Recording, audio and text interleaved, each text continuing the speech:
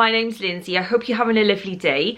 In today's video, we're going to be doing some basic techniques that you can use within watercolours.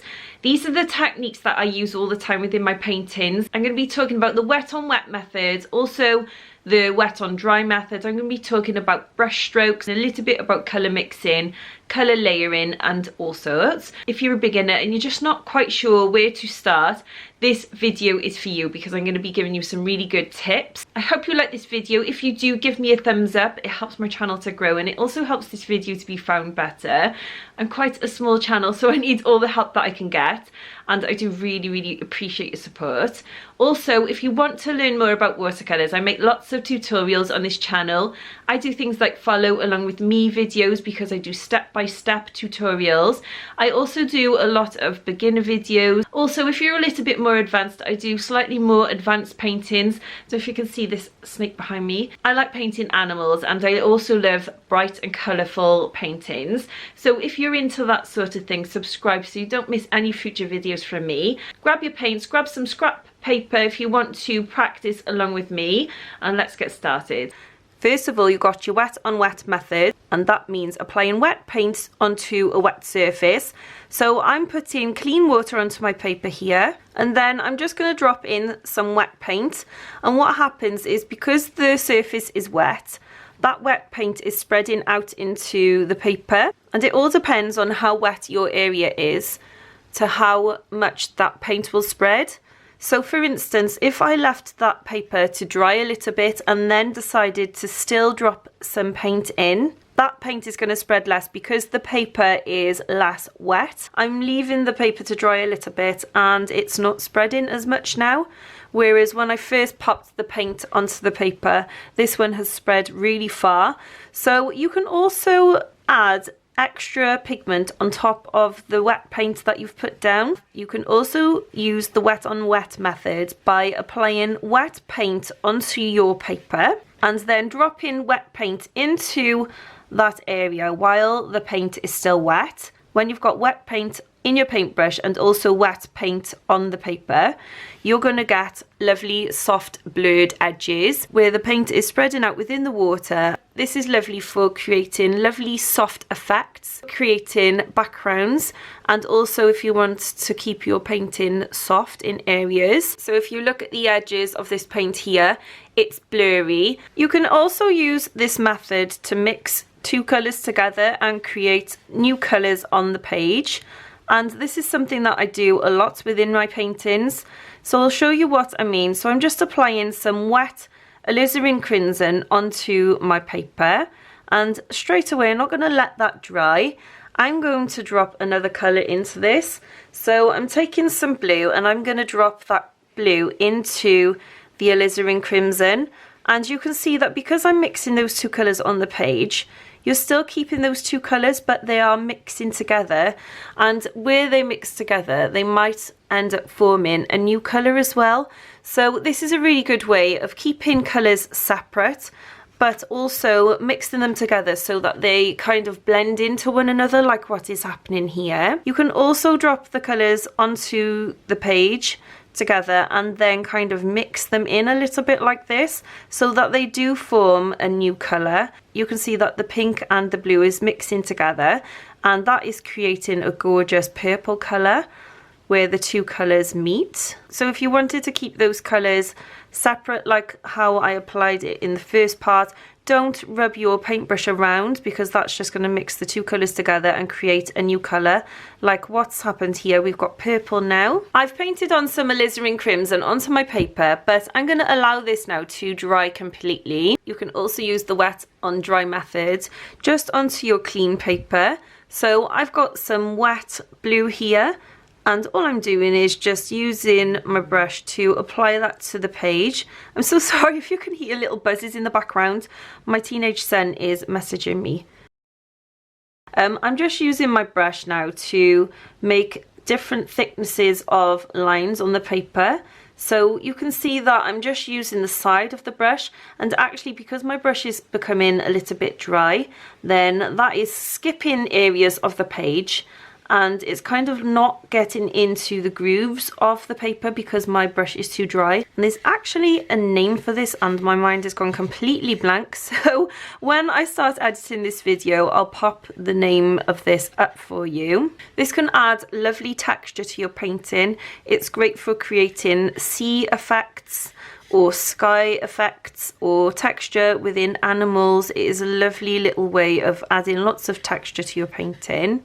You just need to make sure that your paintbrush is very dry. This next method is called the wet on dry method, and that is because I'm applying wet paint to dry paint. By using this method, you're able to build up layers within your painting. You're also able to create completely new colours. I'm going to go more into depth about mixing colours on the page and layering in another video, so I'll save that for another time. But you can see that I'm just applying my wet paint to my dry paint that's already down, and because the paint is dry on the paper, wherever I apply that paint is just going to stay wherever I put it. It's not going to spread like in the previous wet on wet method that I used where the paint spread out within the paint. Because this is dry paint and we've allowed this layer to dry completely, I'm just going to get really good control with where I pop my paint onto the paper. It's also great for if you want to keep your paint in a certain area. It's also great for fine details. So you can see that I can get some really fine details with the tip of my brush, and it keeps those brush strokes really crisp. You can layer colours on top of one another, but just have a play around with the colours and experiment with what colours work well on top of other colours and what colours they make. For instance, I'm popping blue over the pink, and this is creating a kind of purpley colour, and because this blue is very diluted and transparent as well, you're still getting the colour showing through from underneath, which is creating a new colour. So you can see that that has completely changed the blue from a blue to a purple, because blue and pink make purple. It's a good idea to experiment with the colours that you've got and see what different colour combinations you can come up with.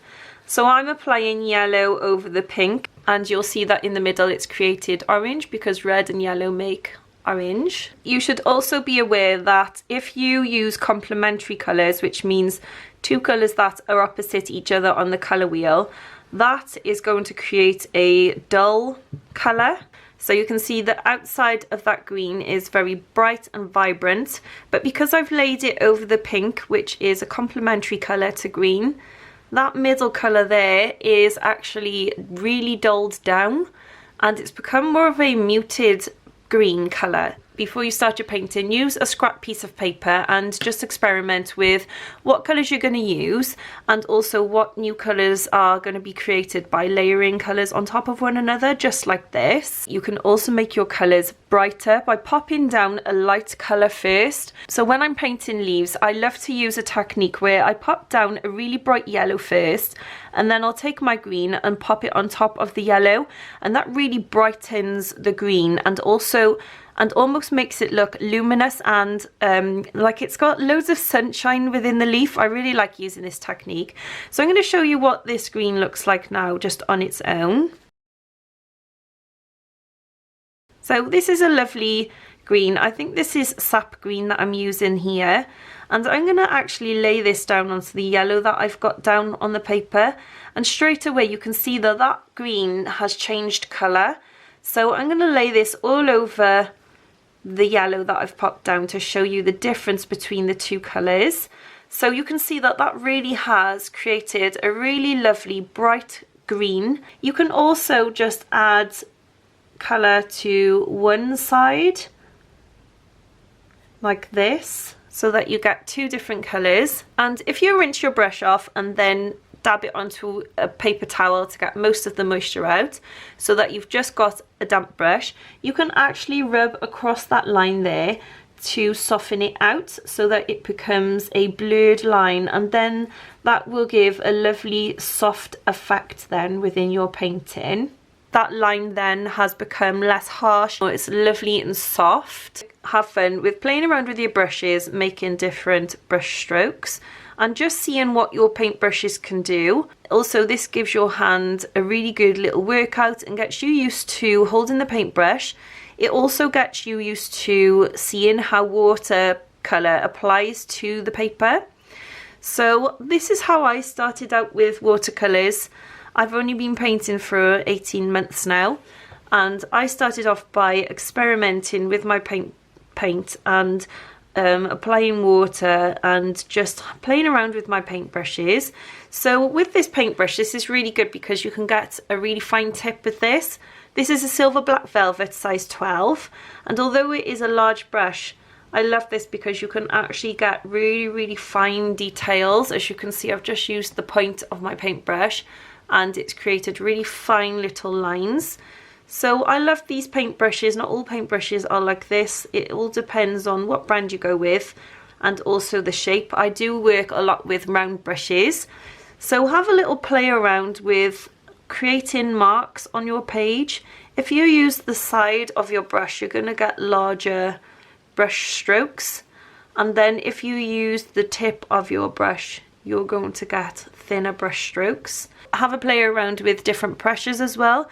So for instance, a lot of people can do leaf or flower shapes just by applying different pressures within their paintbrush. So if you start off by applying a tiny amount of pressure just to the tip of your paintbrush, and then you press down and apply the whole of the paintbrush, the belly of the brush, to your page, sweep it across the page and then start to bring it up, so you're applying less pressure and just using the tip of your paintbrush, you can create little leaf shapes.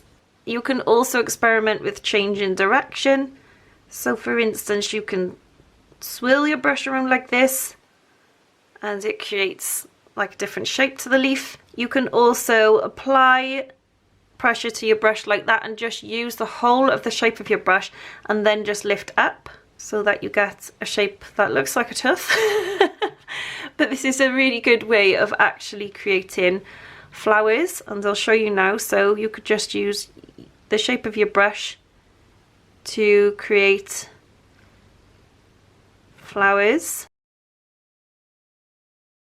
And I am not a flower expert, as you can see. Flowers are something that I really need to work on. Also have a play around with the different sizes of brushes. So this one is a rigger. It's actually got a very long end to it, and this is really good for creating fine lines. So you can see that I can create a really fine and quite a straight line as well, a nice fluid line. Small brushes are also great for fine details like animal fur or little dots. I don't know if you can see that because that is so fine and so small. Have a good play around with the different sizes of your brushes. Different brushes will give different marks as well. So for instance, I'm using a flat brush and I can get a really nice rectangle or square shape and a nice flat edge with that flat brush. Whereas if I try to do that with my round brush, I'm really going to struggle to get a flat or a straight edge because the end of my paintbrush is pointy. So you could always go along with the tip of your brush and straighten that out. I do find that round brushes are very versatile because you can get so many different shapes with them, and they're also great because they come to a fine point. You can get the small details with the same brush.